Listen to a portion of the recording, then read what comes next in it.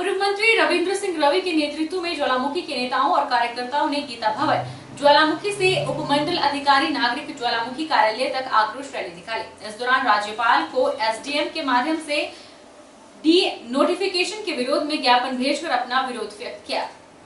ये जो प्रदेश की सरकार अभी हाल ही के चुनावों में यहाँ पर कांग्रेस पार्टी की आई, उस सरकार का जो तानाशाही पूर्वक रवैया है और जिन्होंने पूरे प्रदेश में यहाँ पर कार्यालय विभिन्न विभागों के बंद कर दिए गए हैं, जो कि हमारी भारतीय जनता पार्टी सरकार ने सभी का सभी वहाँ पर जनता की मांग के ऊपर वहाँ के बाहर सर्वेक्षण करने के उपरांत उन कार्यालयों को खोला गया था।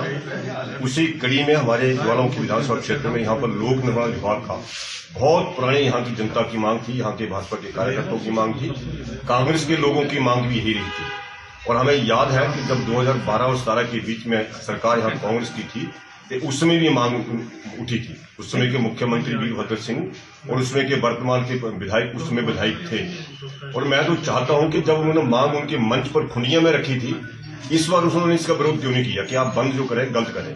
हिमाचल बीजेपी के अध्यक्ष सुरेश कश्यप ने कहा है कि हिमाचल में कांग्रेस सरकार ने अपनी तानाशाही शुरू कर दी है। प्रदेश में सरकार बदले की भावना से काम कर रही है। भाजपा प्रदेश अध्यक्ष सुरेश कश्यप ने कहा कि तानाशाही तरीके से सरकार ने महज 20 दिनों के भीतर बदले की भावना से काम करते हुए और असंवैधानिक तरीके से प्रदेश में 574 संस्थानों को बंद किया है, जो बेहद दुर्भाग्यपूर्ण है। उन्होंने कहा कि प्रदेश के इतिहास में पहली बार सरकार बनने के 2 सप्ताह बाद लोग मजबूरन सड़कों पर उतरने के लिए मजबूर हैं। उन्होंने कहा कि पेपर लीक मामले में प्रदेश सरकार को हिमाचल पुलिस की सराहना करनी चाहिए, बावजूद कि मुख्यमंत्री पत्रकारों के सामने आकर इस मामले में कुछ श्रेय लेने की कोशिश कर रहे हैं। उन्होंने कहा कि ये वही पुलिस है जो पूर्व सरकार के समय हिमाचल में गंभीरता से काम कर रही थी। ऐसे में मौजूदा सरकार को हिमाचल पुलिस की पीठ थपथपानी चाहिए। उन्होंने कहा कि पेपर लीक मामले को लेकर भी मौजूदा सरकार पूर्व सरकार पर छींटाकशी कर रही है। कि कांग्रेस पार्टी ने सत्ता में आने से पहले 10 गारंटियां देने की बात कही थी और इन्होंने कहा था कि हम पहली कैबिनेट में जो है ओपीएस को लागू कर देंगे। पहली कैबिनेट में हम महिलाओं के खाते में 15,000 रुपए देने का जो है 1500 रुपए देने का इन्होंने वादा किया था। साथ ही साथ 1 लाख युवाओं को रोजगार देने की बात की थी। 300 यूनिट जो है बिजली फ्री देने की बात की थी। और आज प्रदेश की जनता इंतजार में है, प्रदेश की महिलाएं इंतजार में है, 1 लाख युवा इंतजार में बैठे हुए हैं और ओपीएस को लेकर भी जो है यहाँ के कर्मचारी जो है तैयार बैठे हैं। पहली कैबिनेट का इंतजार है। पत्रकारों द्वारा पूछे गए सवाल के जवाब देते हुए सुरेश कश्यप ने कहा कि जसवान परागपुर में जो नारेबाजी कुछ बीजेपी कार्यकर्ताओं द्वारा की गई थी वह निंदनीय है और इस तरह की बातों से पार्टी कार्यकर्ताओं को बचना चाहिए। वहीं उन्होंने कहा कि वहां के बीजेपी विधायक और पूर्व मंत्री खुद इस मामले में खेद प्रकट कर चुके हैं। कश्यप ने यह भी कहा कि हिमाचल में बीजेपी हार की समीक्षा कर रही है। पार्टी को प्रदेश में कुछ ही मार्जिन से हार का सामना करना पड़ा है। देखिए, जहां तक आपने जसवां परागपुर की बात कही है, जिस प्रकार से वहां 2 एसडीएम के कार्यालय बंद किए गए तो जनता के अंदर कहीं ना कहीं आक्रोश था। लेकिन ये बात सही है कि जिस प्रकार से वहां थोड़ा अमर्यादित भाषा का प्रयोग किया गया वो दुर्भाग्यपूर्ण है। लेकिन अब जब जनता के अंदर आक्रोश हो, उस समय कौन सा व्यक्ति कौन सा नारा लगा दे या क्या कह दे, वो क्योंकि जनभावनाएं थी, जनभावनाएं आई। लेकिन हमारे जो पूर्व मंत्री रहे या वहां से विधायक है, उन्होंने भी कहा है कि हम ऐसे नारों का समर्थन नहीं करते। और जो मुख्यमंत्री जी की धर्मपत्नी है, उन्होंने कहा है कि वो हमारी भी बहन है, जो है जसवां परागपुर की बेटी है। तो जहां सभी लोगों ने जो वहां कांग्रेस के जो कैंडिडेट थे उन्होंने अपनी बहन बताया, तो हमारे विधायक जी ने भी कहा कि हमारे लिए भी वो बहन है।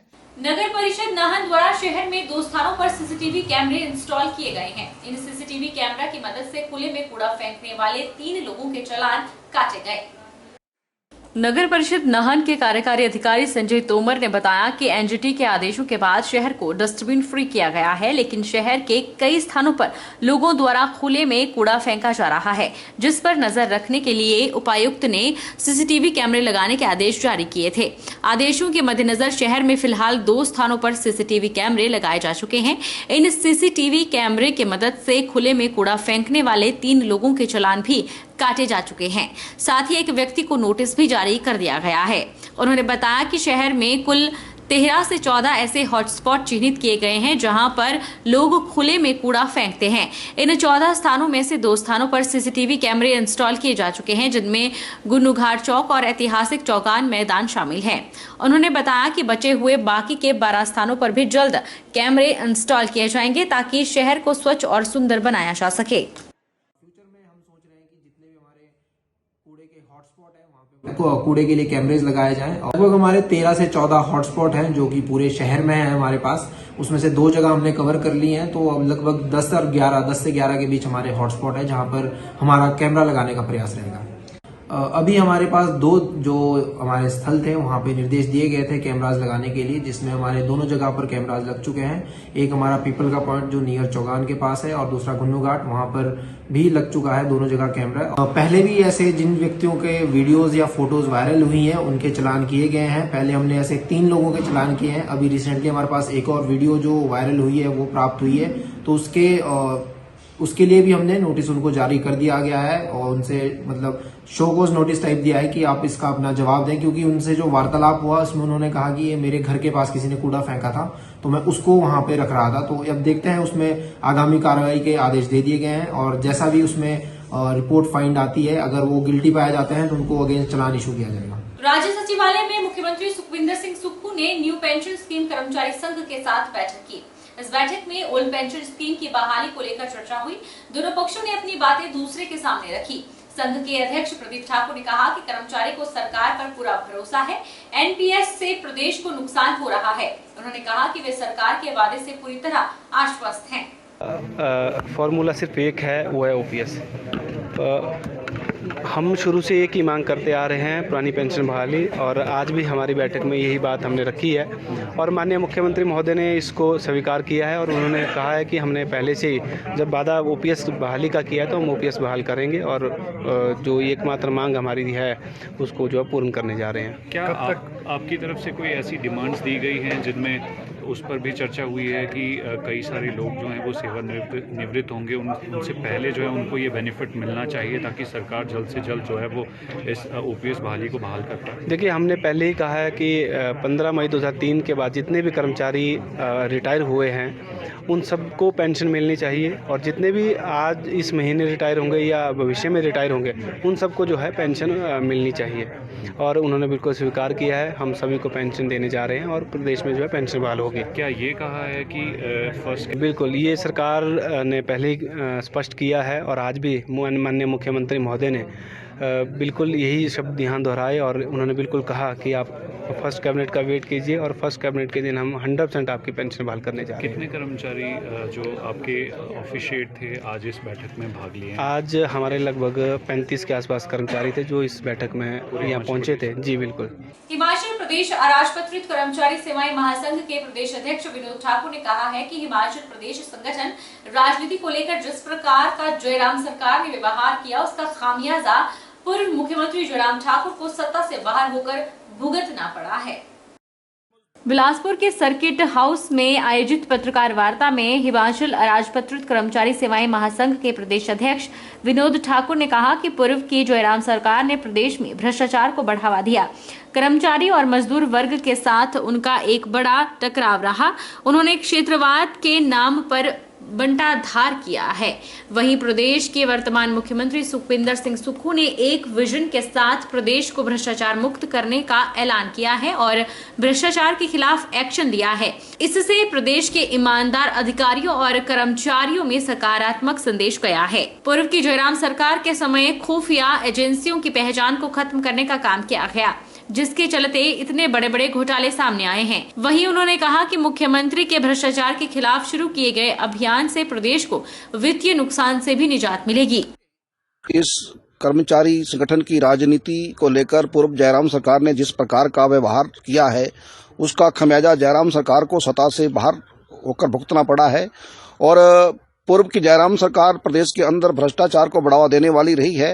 कर्मचारी मजदूर वर्ग से उस नेतृत्व का बहुत बड़ा एक घृणाती टकराव था। क्षेत्रवाद के नाम पर उन्होंने कर्मचारी संगठनों के अंदर बंटाधार किया और उसके साथ साथ जो भी भ्रष्टाचार के मामले उनके ध्यान में लाते थे, उनको सरकार विक्टिम करती थी। लेकिन वर्तमान मुख्यमंत्री सुखविंदर सिंह सुक्खू जी ने जिस प्रकार से एक विजन के साथ एक बहुत बड़ा ऐलान किया है प्रदेश की भ्रष्टाचार व्यवस्था को भ्रष्टाचार मुक्त करने के लिए, और जिस प्रकार से पूर्व में जो हमारी ऑथोराइज एजेंसी रिक्रूटमेंट एजेंसीज है उनको हैंडीकैप किया गया था, जगह जगह मतलब रिक्रूटमेंट दलाल पैदा करके इन संस्थाओं को मतलब उन संस्थाओं की जो एक जो पहचान थी उसको खत्म करने का काम किया। और आज इतने बड़े घोटाले सामने आ रहे हैं पेपर लीक के मामले में, चाहे सिलेक्शन बोर्ड हमीरपुर हो, एसएसबी हो या आपका दूसरी एजेंसीज हो, इन सब के अंदर भ्रष्टाचार बढ़ा है। और जिस प्रकार का भ्रष्टाचार को लेकर एक्शन हमीरपुर के बोर्ड पर मुख्यमंत्री ने किया है, ये बहुत ही सराहनीय कदम है। इससे प्रदेश के अंदर एक सीधा संदेश गया है कि जीरो टॉलरेंस करप्शन के मामले पर मुख्यमंत्री सुक्खू जी और उनके उप मुख्यमंत्री मुकेश अग्निहोत्री जी ये बहुत संजीदगी से इस पर काम कर रहे हैं और एक बड़ा संदेश है। इससे प्रदेश के ईमानदार अधिकारियों और कर्मचारियों के अंदर एक अच्छा संदेश जाग गया है। उससे आने वाले समय में प्रदेश को इसका लाभ होगा। करीब 2 महीने से बारिश न होने और तापमान में बढ़ोतरी के कारण हिमाचल में सूखे जैसे हालात उत्पन्न हो गए हैं। आलम यह है कि बारिश पर आधारित फसलें प्रभावित हो रही है। बारिश न होने से जहां जल स्रोतों में पानी कम हो रहा है, तो वहीं अत्यधिक कोहरा पड़ने की वजह से जिला की प्रमुख फसलें भी इसकी चपेट में आ गई है। स्थानीय लोगों की माने तो प्रदेश में सूखे जैसे हालात पर्यावरण को मानव द्वारा नुकसान पहुंचाने से इस तरह के हालात बन गए हैं। इसका जो प्रभाव एक तो मानव जाति के ऊपर, जो वायुमंडल में जल हमारा जो जल स्तर इसके डाउन जाएंगे, जिससे हमारे पहाड़ी पर जो बर्फबारी नहीं हो रही है उससे पानी की कमी आ जाएगी। और पानी की कमी के कारण जो हमारा जल स्तर नीचे से जो आता है पानी हमारा जहाँ जहाँ से स्रोत है हमारे वो काफी डाउन में गहराई में जाएगा। और दूसरा इसके ऊपर जो आने वाला जो सट्टे जो सिस्टम हमारा इन्वायरमेंट मानव के ऊपर बहुत बड़ी प्रभाव है इस चीज का। और जो फसल बाड़ी है हमारी, गंदम है जो या मटर है जो नकदी फसलें हैं, उस पर बहुत बड़ा असर है। इस पर कोहरा पड़ रहा है ना, इससे ये होता है जो कोहरा होता है इससे जहर बराबर होता है। जिस तरह का हम स्प्रे करते हैं, दवाई किसी करते हैं, उस तरह इसका प्रभाव डालता है। इससे ठंड से माल मवेशी या आदमी और हर इस पर प्रभाव है। इन्वायरमेंट पर बहुत बड़ा प्रभाव है इस चीज का। सूखे की मार हिमाचल प्रदेश में पड़ रही है, ये एक बहुत ही दुखद विषय है। इससे हमारी जो नकदी फसलें हैं, चाहे वो मटर है, कनक है, ये इसको बहुत नुकसान हो रहा है। हमारे जो ऑर्चर्ड हैं, जो बागवान हैं, उनके लिए भी इस टाइम वर्षा का होना अति आवश्यक है। और साथ साथ इसके साथ ही जो है हमारी फसलों का नुकसान तो हो ही रहा है, लेकिन जो सूखे के जो नुकसान है उससे जो है ये वायरल फैलता है। और वायरल फैलने से जो है लोगों में बीमारी का प्रकोप बढ़ने का भी डर रहता है। वक्त तो चला है छोटे से ब्रेक का। ब्रेक के उस पार फौरन लौटेंगे, आप बने रहिए हमारे साथ।